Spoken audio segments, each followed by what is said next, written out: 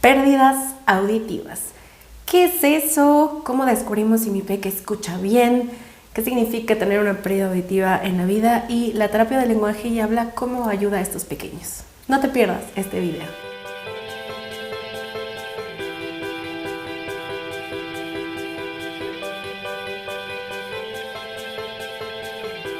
Hola, ¿cómo están? Yo soy Jimena Carreto, terapeuta de lenguaje y aprendizaje y también soy licenciada en lingüística. De verdad, hoy me da muchísimo gusto poder hacer este video y es que, como les compartí en mis historias de Instagram la semana pasada, me contagié del virus famoso que anda por ahí. La verdad es que tenía 2 años de haber huido de este bicho y de no habernos enfermado, pero desgraciadamente una pequeña del salón de mi hijo menor salió positiva. Y pues nos contagiamos varias familias.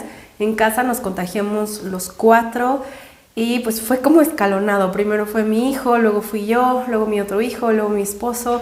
Entonces han sido unas semanas un poquito difíciles.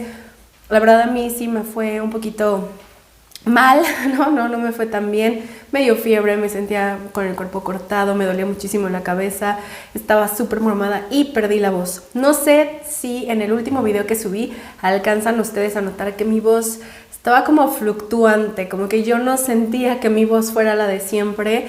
Y pues bueno, ya empezaban mis síntomas en ese último video y la verdad es que me desconecté 100% de redes. Quería descansar y una de las razones, además de estar enferma, es que hoy les compartí en mis historias en Instagram y en un post en Instagram que estamos esperando nuestro tercer bebé.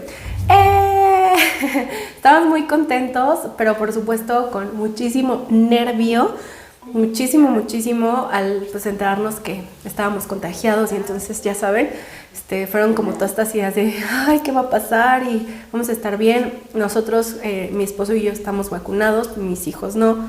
Y entonces era así como, ay, pues que no nos pase a mayores, ¿no? Que no llegue a ser algo grave, porque sí, en nuestra familia tuvimos pérdidas al principio de la pandemia, entonces sí era algo un poco complejo en cuanto a la sensación de qué iba a pasar, pero afortunadamente estamos bien. Les puedo decir que todavía mi voz no está al 100, todavía no sé si se perciba, pero yo me siento mormada todavía. Y ahora que ya retomé mis terapias de forma normal, ya para las 5 o 6 de la tarde que llevo mucho hablando, mi voz ya está como súper ronca, todavía no regresa a su normalidad, entonces estoy tratando de cuidar mucho la voz y por eso no hice videos. También la semana pasada ya me sentía mucho mejor, pero decidí no hacer videos para mantener mi voz un poquito protegida. Entonces, bueno, pues estamos aquí con buenas noticias. Afortunadamente estoy bien, espero que todos ustedes también estén bien y síganse cuidando porque está difícil y está pues amplio el contagio ahorita. Y bueno, hoy voy a tocar un tema que no he tocado nunca en este canal. De verdad, nunca he hablado sobre las pérdidas auditivas o sobre la sordera o la hipacusia. Y la razón es que no soy especialista en estos ámbitos. Cuando tú estudias la carrera de comunicación humana o de terapia del lenguaje, como se llama en México, te dan de toda la información, de todos los casos, de todas las condiciones, de todo lo que tú puedas trabajar en la carrera, pero lo cierto es que uno, conforme va creciendo profesionalmente, se va especializando. Entonces yo siempre le tuve muchísimo respeto a las pérdidas auditivas porque en el hospital donde yo estudié había terapeutas de lenguaje súper expertas que únicamente se dedicaban a eso. Muchas de ellas hablaban señas. A mí, cuando me enseñaron lengua de señas mexicana, realmente no soy tan buena con las señas, me costaba mucho trabajo configurar mis dedos. Y en esta gama increíble y amplia que hay sobre metodologías para trabajar con personas con pérdidas auditivas, yo me di cuenta que de verdad necesitaba saber muchísimo y especializarte para poder tomar las mejores decisiones para los niños y para las familias. Y definitivamente yo no me sentía en mi zona de confort, no me sentía ni preparada ni lista y decidí no especializarme en eso. Entonces, en nuestro centro, si les soy honesta, casi no tenemos niños con pérdidas auditivas. Son casos muy específicos. Tenemos niños con microtia que a lo mejor no se les desarrolla un oído, pero el otro está en su desarrollo típico, entonces el otro oído les permite escuchar y poder desarrollar su lenguaje. Hemos tenido por ahí una adulta sorda que ya estaba completamente hablando, entonces con ella nada más trabajamos estructuración y tenemos así algunos casos que sabemos que podemos trabajar y que realmente les podemos ayudar, porque de ahí en fuera, siempre que llega un caso de pérdida auditiva, ¡pum!, los canalizo con una terapeuta que sí se dedique 100% a esto, porque creo fielmente que sí debes de trabajar con alguien que sepa hacerlo, porque si no puedes perder el tiempo. Entonces, hoy vamos a platicar un poquito de qué son las pérdidas auditivas, cómo podemos detectarlas, qué tenemos que hacer. Vamos a hablar un poquito de auxiliares auditivos y también del implante coclear, y el jueves los voy a invitar a un live que vamos a tener con una persona que es empresario mexicano, tiene una empresa familiar mexicana dedicada a hacer estudios de audición y a vender aparatos auxiliares auditivos para niños, jóvenes y adultos. Pero lo más increíble es que con quien vamos a hablar es una persona con pérdida auditiva. Entonces, él nos va a contar su experiencia, cómo fue desde chiquito, cuáles han sido sus retos, a qué se ha enfrentado, por qué decide abrir esta empresa. Entonces, creo que va a ser súper interesante, sobre todo porque muchos de ustedes me han preguntado acerca de la hipoacusia, de las pérdidas auditivas, de los aparatos y así, y qué mejor hacerlo con alguien que lo ha vivido. Entonces, no se pierdan este jueves el live. Y de todas formas va a quedar grabado aquí en YouTube para que si estás viendo este video en otro momento que no es marzo, hoy es 1 de marzo, entonces lo puedas seguir viendo ahí y va a ser el video que continúa de este. Entonces ahora sí, vamos a empezar. Creo que lo más difícil de las pérdidas auditivas es que pueden pasar desapercibidas. Si la familia no tiene herramientas para poder saber si su peque escucha y si no se le ha realizado un estudio previo, es muy fácil de que ese niño pueda pasar varios años sin ser detectado como una persona con pérdida auditiva. A partir del 2005, aquí en México, se hizo una reforma en donde se hace el tamiz auditivo obligatorio. ¿Qué quiere decir esto? Que cuando nace un pequeño se le debería hacer ese tamiz, así como se hace el tamiz metabólico, hacerse el tamiz auditivo para saber si ese pequeño escucha bien. Y esto, en lo ideal, es lo mejor, o sea, porque desde que nacen, o sea, literalmente son unos días después de nacido, se les hace este estudio donde se les pone algunos electrodos para ver que la conducción del sonido sea correcta hacia el cerebro, y así puedes saber si el pequeño escucha o no desde literalmente la primera semana de nacido. Sin embargo, a pesar de ser obligatorio, lo cierto es que tú lo tienes que solicitar. No es que ya venga incluido en el paquete, no es que el hospital te lo va a hacer por default, sino tú lo tienes que solicitar y lo tienes que pagar. En el caso de mis hijos, nosotros, pues por el conocimiento que tengo, fue como, claro que lo vamos a hacer y claro que lo vamos a pagar. Pero es algo adicional, ¿saben? No es algo que viene incluido como en los estudios básicos del bebé, como es el tamiz metabólico. Entonces, este es un gran problema porque a pesar de ser obligatorio a nivel ley y a nivel de reforma, pues realmente no es algo que ocurre todo el tiempo. Jimena, a mi peque no le hicieron el tamiz auditivo. ¿Cómo puedo saber si escucha o no? Bueno, en realidad sí hay estas señales de alerta que puedes estar muy atento desde que tu bebé es súper pequeñito. Más o menos a los 4 meses un bebé empieza a poder girar la cabecita. Entonces, si tú haces ruido, el bebé va a tratar de buscar la fuente del sonido. Sí vas a ver que el bebé empieza a hacer esta búsqueda del sonido. Desde los primeros meses, de los 0 a los 3, si tú le hablas, el bebé sonríe y le gusta ver el movimiento de tu cara y de los sonidos. Y conforme va creciendo, vas viendo que hay esta reacción a los sonidos. Si se asusta, si le gusta que le pongas música, si se mueve con la música. O sea, sí puedes ver situaciones que te pueden ayudar a inferir si tu peque escucha o no. De hecho, muchos de ustedes cuando van con nosotros a consulta me dicen, Jimena, es que no estoy segura si escucha porque le hablo y no voltea.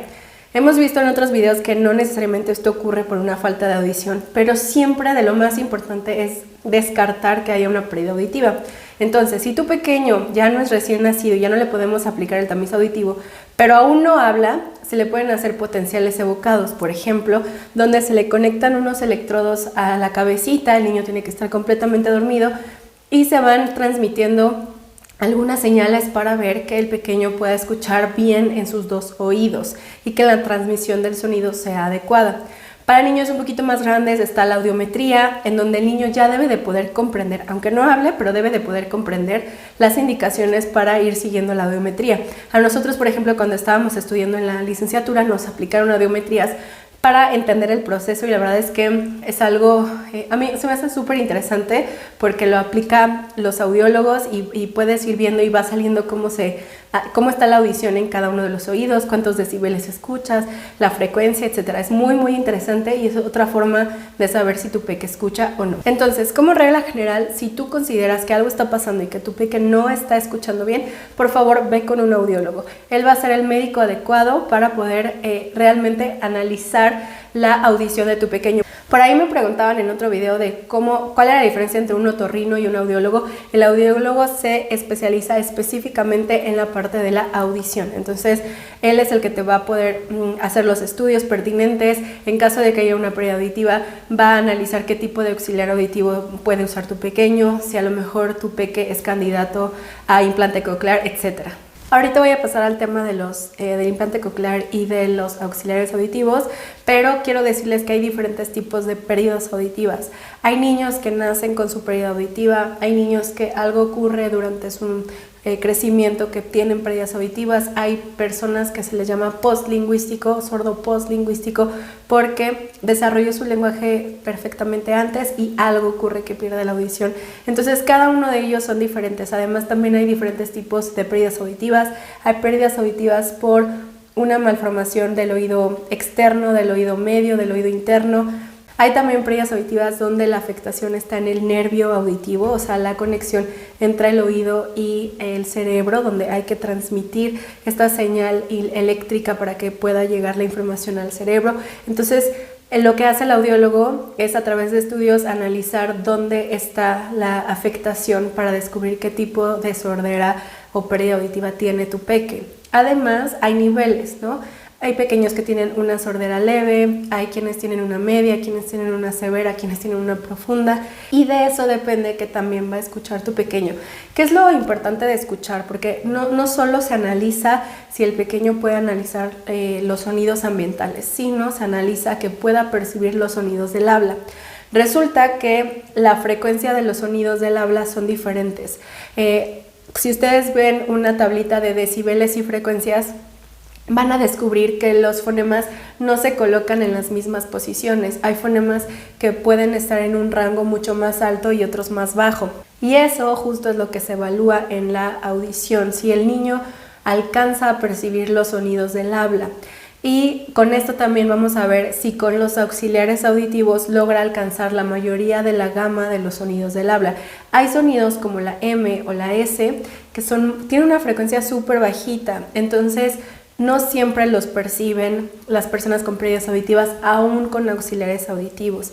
Entonces, todo este análisis lo hace el audiólogo para podernos decir a nosotras las terapeutas, este pequeño tiene una audición de este tipo, yo le recomendé este tipo de auxiliar para que pueda alcanzar de mejor forma los sonidos del habla y así tú puedas trabajar mejor con él. Y además de todo esto, se analiza cada oído. A veces podemos tener una pérdida auditiva idéntica en cada uno de los oídos, pero a veces tenemos en un oído una pérdida más grande o una más ligera. Entonces vamos analizando y con eso vamos trabajando. El audiólogo también va a decidir qué tipo de auxiliar auditivo va a necesitar tu pequeño. No todos son iguales, no todos cumplen las mismas características. La verdad es que los auxiliares auditivos han avanzado un montón de cosas. Creo que la tecnología ha ayudado un montón, pero sí es importante que sepan que son de mantenimiento constante, de que también se van cambiando conforme el oído de tu pequeño va creciendo, porque obviamente mientras va creciendo su carita, también va creciendo las orejas o los oídos, y entonces hay que ir adaptando. Hay que estar midiendo los auxiliares auditivos para que se escuchen bien, para que la transmisión de las ondas y del sonido sea adecuada. Entonces son muchas cosas de verdad las que hay que ver y que nosotras como terapeutas tenemos que estar revisando. Antes de empezar la terapia con un pequeño tenemos que revisar que su auxiliar auditivo esté perfecto, en las mejores condiciones, para que entonces la terapia sea efectiva. Y además se evalúa si tu peque es candidato a un implante coclear.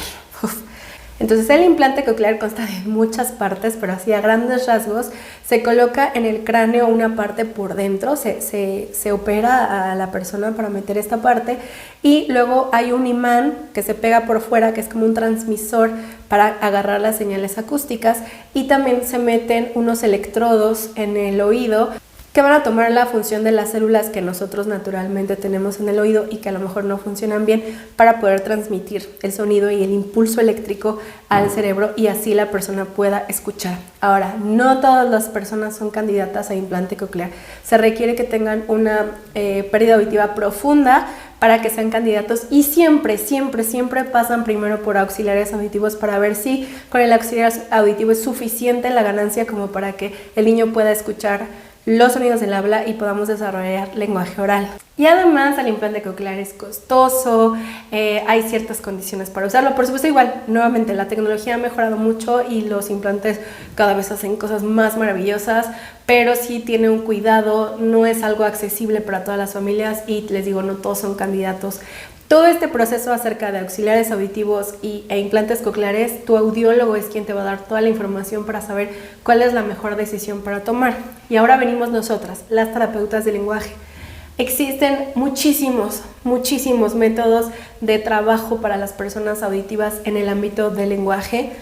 No les podría decir cuál es el mejor método porque nuevamente yo no soy especialista en eso. Hay también esta ideología en donde se dice que las personas sordas deberían ir directamente a lengua de señas mexicana y después ser oralizados versus las metodologías que dicen no, vámonos 100% a la oralización porque el mundo es oral y entonces tienen que hablar, ¿no? Entonces realmente, o sea, yo les voy a decir mi opinión personal.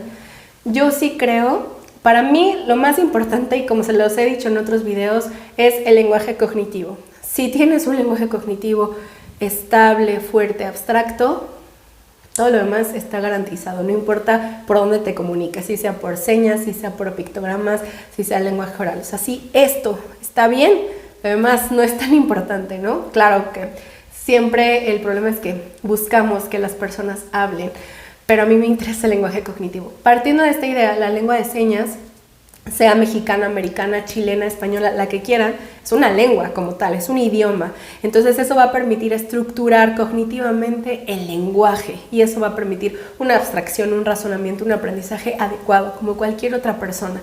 Entonces para mí el acceder a las lenguas de señas como primera instancia para mí es lo mejor y después ya nos tardamos todo el tiempo que quieran en la oralización.